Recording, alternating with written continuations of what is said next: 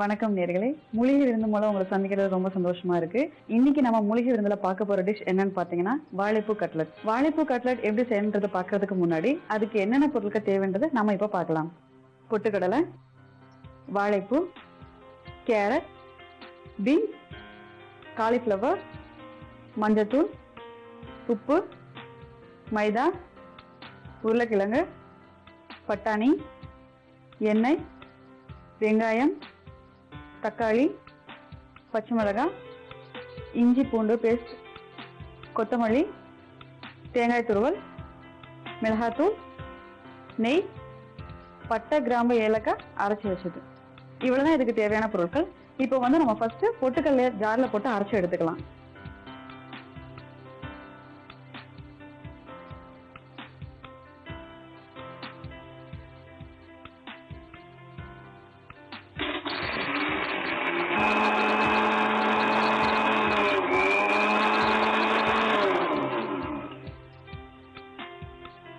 நல்லா பொடியை அடிச்சு எடுத்து நம்ம இதை ஒரு பவுல் எடுத்து வச்சுக்கலாம்.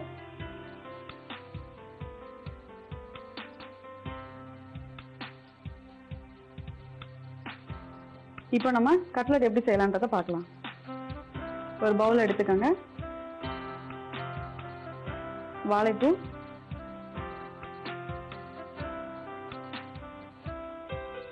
வேக வச்ச கேரட் நறுக்கியது, பீன்ஸ் வேக வச்சது பொடியா நறுக்கினது,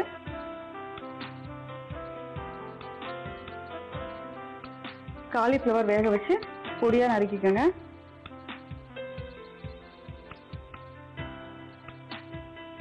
பட்டாணி வேக வச்சது, உருளைக்கிழங்கு வேக வச்சு நல்லா மசிச்சுக்கோங்க.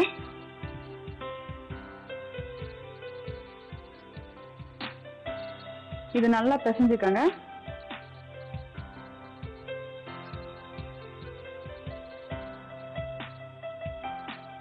இது கூட இப்ப மைதா மாவு கொஞ்சம் சேர்த்துக்கோங்க.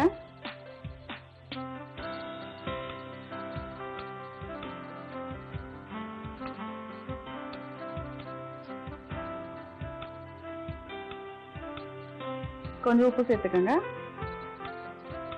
கொஞ்சம் மஞ்சத்தூள் சேர்த்துக்கோங்க.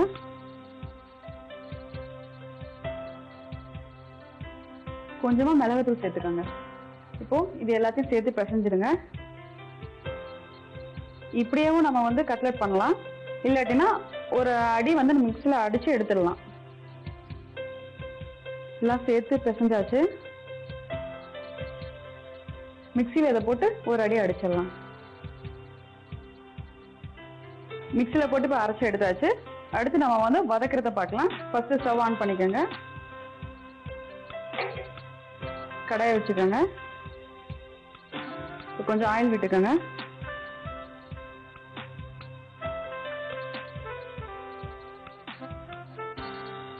இப்போ இதுல வெங்காயம் போட்டுக்கலாம்.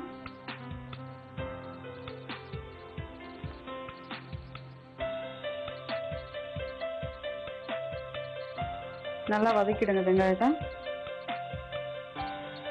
வெங்காயம் நல்லா வதங்கிடுச்சு. இப்போ தக்காளி போட்டுக்கலாம்.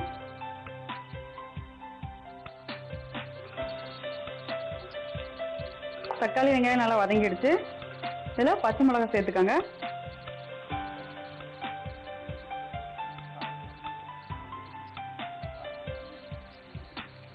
இதையும் சேர்த்து நல்லா வதக்கிடுங்க.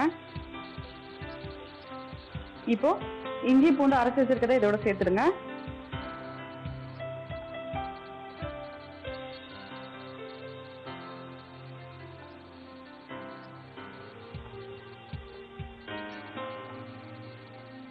இஞ்சி பூண்டோட பச்சை வாசனை அந்த ஸ்மெல் போறது முடிய நல்லா வதக்கிடுங்க. இப்போ கொத்தமல்லி சேர்த்துக்கோங்க.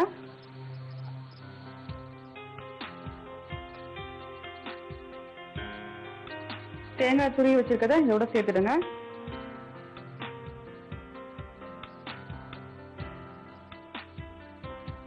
சேர்த்து எல்லாத்தையும் நல்லா மிக்ஸ் பண்ணிடுங்க. நல்லா வதங்கிடுச்சு. இப்போ ஸ்டவ் ஆஃப் பண்ணிட்டு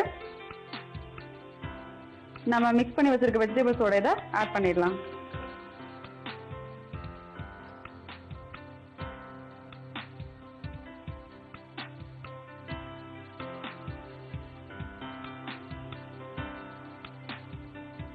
இதோட சேர்த்து நல்லா மிக்ஸ் பண்ணிடுங்க. இப்போ அந்த மாதிரி மிக்ஸ் பண்ணி வச்சாச்சு. இப்போ நம்ம கட்லெட் பண்றதுக்கு என்ன பண்ணலாம்னு பார்த்தீங்கன்னா, ஸ்டவ் ஆன் பண்ணிக்கோங்க. தவா வச்சுக்கோங்க. தவா ஹீட் ஆயிடுச்சு. கொஞ்சமா ஆயில் விட்டுக்கோங்க.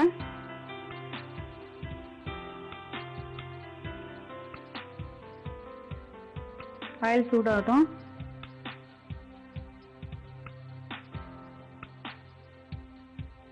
அடுப்பு பற்ற வச்சுட்டு கொஞ்சமா அதில் நெய் விட்டுக்கோங்க. நெய் சூடானதுக்கு அப்புறம் இதுல நம்ம பொடி பண்ணி வச்சிருக்க பட்டை, சீரகம், சோம்பு இதெல்லாம் வந்து இதுல தூவி விடுங்க.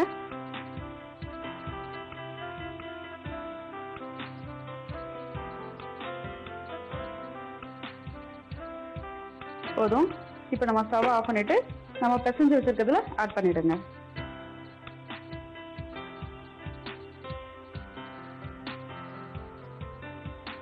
இதோட சேர்த்து மிக்ஸ் பண்ணிடுங்க. மிக்ஸ் ஆயிடுச்சு. இப்போ தவா நல்லா ஹீட் ஆயிடுச்சு. நம்ம சின்ன சின்னதா தட்டி கட்லெட் போட்டு எடுக்கலாம்.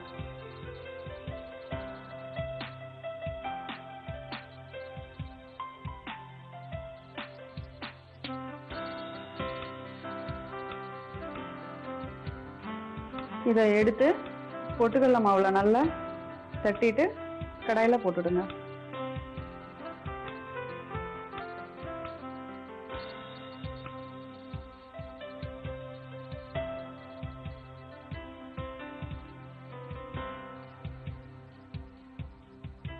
நமக்கு என்ன ஷேப்ல வருதோ நீங்க அந்த மாதிரி போடலாம்.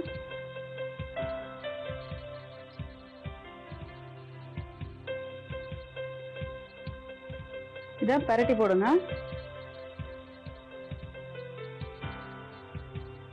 இந்த மாதிரி ரெண்டு சைடு நல்லா வந்ததுக்கு அப்புறம் ஸ்டவ் ஆஃப் பண்ணிடுங்க.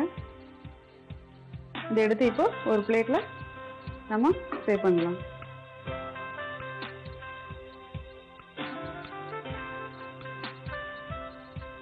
இப்போ வாழைப்பூ கட்லெட் ரெடி. இந்த வாழைப்பூ கட்லெட் எப்படி பண்ணலான்றது ஒரு சின்ன ரீக்கா பார்த்துடலாம். ஒரு பவுல்ல வாழைப்பூ, வேக வச்சிருக்க எல்லா காய்களும், அதாவது கேரட், பீன்ஸ், காலிஃப்ளவர், பட்டாணி, உருளைக்கிழங்கு, இது எல்லாத்தையும் நல்லா மசியா பிசைஞ்சுக்கோங்க.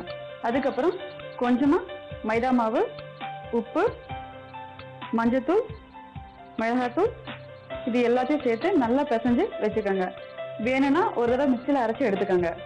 இப்போ ஸ்டவ் ஆன் பண்ணிட்டு கடாயில் கொஞ்சமா ஆயில் விட்டு வெங்காயம், தக்காளி நல்லா மசிச்சுட்டு அதில் பச்சை மிளகாய், இஞ்சி பூண்டு பேஸ்ட் இது எல்லாத்தையும் நல்லா வதக்கிடுங்க. அதுக்கப்புறம் கொத்தமல்லி, தேங்காய் இது எல்லாத்தையும் சேர்த்து மிக்ஸ் பண்ணிட்டு நம்ம மசிச்சு வச்சிருக்க அதோட சேர்த்து ஆட் பண்ணிடுங்க. இதையும் சேர்த்து நல்லா மிக்ஸ் பண்ணி வச்சுடுங்க.